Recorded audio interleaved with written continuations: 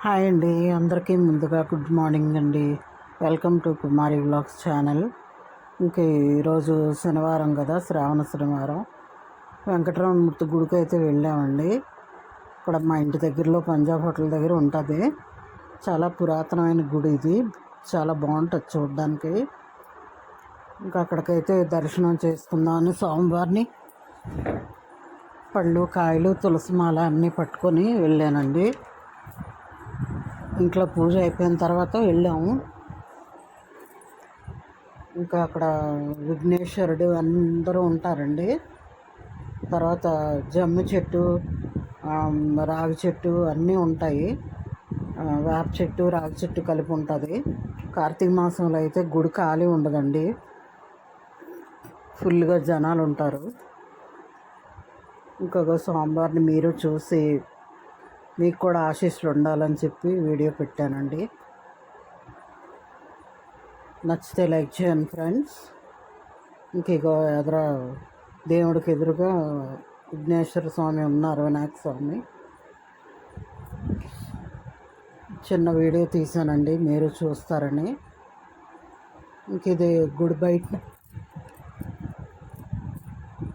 ఇంక జమ్మి చెట్టు ఉందండి. ఇక్కడ లక్ష్మీదేవి అమ్మవారికి చాలా ఇష్టం కదా పువ్వులు చాలా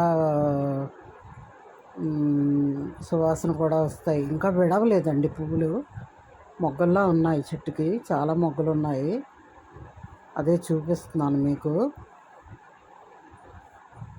చెట్టు నిండా అయితే బాగా ఉన్నాయండి పువ్వులు.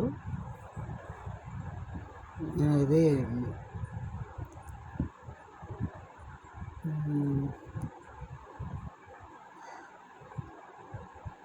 ఇంకెక్కడ జమ్మి చెట్టు అన్నీ ఉంటాయండి, వృక్షాలు.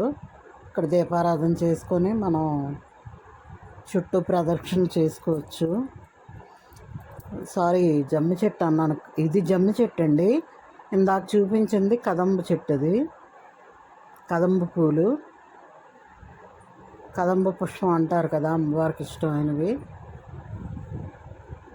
చాలా పెద్ద చెట్టు అయితే పెరిగింది. చెట్టు నిండా పువ్వులు ఉన్నాయండి, కదంబ పుష్పాలు. ఇంకా పువ్వులు అయితే విడవలేదు. ఇది జమ్మి చెట్టు అండి. చుట్టూ 3 ప్రదర్శనలు చేసుకున్నాము.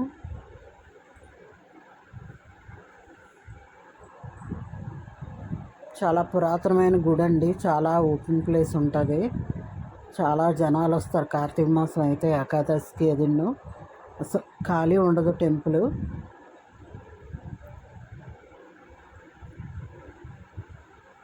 ఇంకా ఇక్కడ ప్రదక్షిణ చేసుకున్నాము.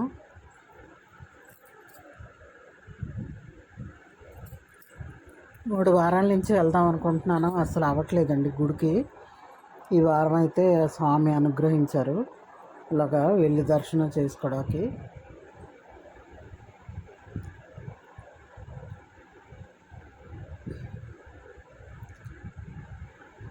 ఇంకా అక్కడ దండం పెట్టుకొని ఇంకా మళ్ళీ లోపలికైతే వచ్చేసాము.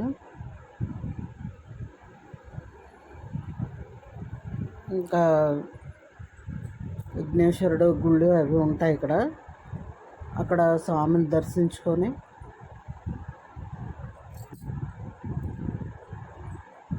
ప్రసాదం అయితే తీసుకొని ఇంకా కాసేపు లోపల కూర్చున్నాం అండి.